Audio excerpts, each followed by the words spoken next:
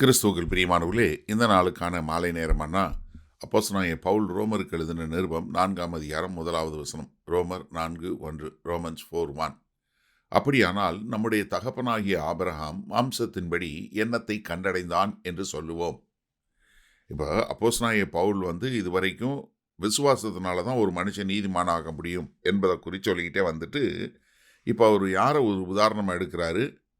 Abraham எடுக்கிறார். இப்போ Abraham எடுக்கும்போது ஆபிரகாம் எப்படி அவர் விசுவாசத்தினால தான் நீதிமானாக்கப்பட்டார் என்று சொல்லக்கூடிய ஒரு வாதத்தை கொண்டு வருவதற்கு முன்பாக இப்போ அவங்க மனசில் என்ன தோணுன்னு ஒரு கேள்வி கேட்குறார். ஏன்னா யூதர்கள் என்ன ஆபிரகாம் உடைய பிள்ளைகள் என்று சொல்வதில் ரொம்ப பெருமை கொண்டவங்களாக இருந்தாங்க. அப்போ அவங்களுக்கு சொல்லும்போது என்ன சொல்ல வராரு? முதலாவது ஆதியாகமம் 15வது அதிகாரம் 6வது வசனத்தில் ஆபிரகாம் தேவனை விசுவாசித்தான், அது அவனுக்கு நீதி என்று எண்ணப்பட்டது. அப்போ விருத்த சேதனம் பண்ணுவதற்கு முன்பாகவே அவர் ரட்சிக்கப்பட்டார். எதன் மூலமாய்? விசுவாசத்தின் மூலமாய். அதனால தான் ஏசாயா 51:2 சொல்லும்போது, உங்கள் தகப்பனாகிய ஆபிரகாமையும் உங்களை பெற்ற சாராளையும் நோக்கி பாருங்கள், அவன் ஒருவனாய் இருக்கையில் நான் அவனை அழைத்து அவனை ஆசீர்வதித்து அவனை பெருக பண்ணினேன். யார் ஆரம்பித்தா? இது தேவனாகிய கர்த்தர்கிட்டருந்து வந்தது. அவர் தான் அழைச்சார். ஏன்னா நீங்கள் இங்கே சொல்லும்போது யோவான் ஸ்நானகன் கர்த்தராகி இயேசு கிறிஸ்துக்கு வழியை ஆயத்தம் பண்ண வரும்போது மத்தேயு 3வது அதிகாரம் 9வது வசனம் சொல்லும்போது, ஆபிரகாம் எங்களுக்கு தகப்பன் என்று உங்களுக்குள்ளே சொல்லிக்கொள்ள நினையாதிருங்கள், தேவன் இந்த கல்லுகளினாலே ஆபிரகாமுக்கு பிள்ளைகளை உண்டு பண்ண வல்லவராய் இருக்கிறேன் என்று உங்களுக்கு சொல்லுகிறேன். அதே மாதிரி கர்த்தராகிய இயேசு கிறிஸ்து பேசும்போது யோவான் 8வது அதிகாரம் 39வது வசனத்தில், அதற்கு அவர்கள் ஆபிரகாமே எங்கள் பிதா என்றார்கள். இயேசு அவர்களை நோக்கி, நீங்கள் ஆபிரகாமின் பிள்ளைகளாயிருந்தால் ஆபிரகாமின் கிரியைகளை செய்வீர்களே. எப்படி? நீங்கள் ஆபிரகாம் தேவனை விசுவாசிச்சாரு, அதே போல் நீங்களும் விசுவாசிச்சிருப்பீங்களே. அப்போ என்ன? நியாயப்பிரமாணம் வருவதற்கு முன்பாகவே விசுவாசம் இருந்தது. ஏன்னா ஆபிரகாம் நீதிமான் என்று தீர்க்கப்பட்டது எதற்கு முன்பாக? விருத்த சேதனத்திற்கு முன்பாக, மோசேயினுடைய பிரமாணங்களுக்காக. அதற்கு முன்பாக, 2க்கும் முன்பாகவே ஆபிரகாம் தேவனை விசுவாசிச்சார். அதனால் அவர் நீதிமான் என்று எண்ணப்பட்டார் என்கிற ஒரு வாதத்தை கொண்டு வராரு. அதே போல் ஆபிரகாமினுடைய வம்சாவளியில் வந்தவங்க, நாங்கள் அவருடைய வம்சவழி என்று சொல்லக்கூடிய வம்சவழி உங்களை ரட்சிக்காது. எது உங்களை ரட்சிக்கும்? விசுவாசம் மட்டும்தான். ஏன்னா ஆபிரகாம் எல்லாருக்கும், அதாவது விசுவாசிக்கக்கூடிய தேவனை கர்த்தராகிய இயேசு கிறிஸ்துவை விசுவாசித்து பிதாவாகிய தேவனால் நீதிமான் என்று அழைக்கப்படக்கூடிய எல்லாருக்கும் அது முன் அர்த்தமாக, முன் அடையாளமாக. ஏன்னா தேவனுடைய ரட்சிப்பினுடைய மெத்தட் என்று சொல்லக்கூடிய வழி என்ன?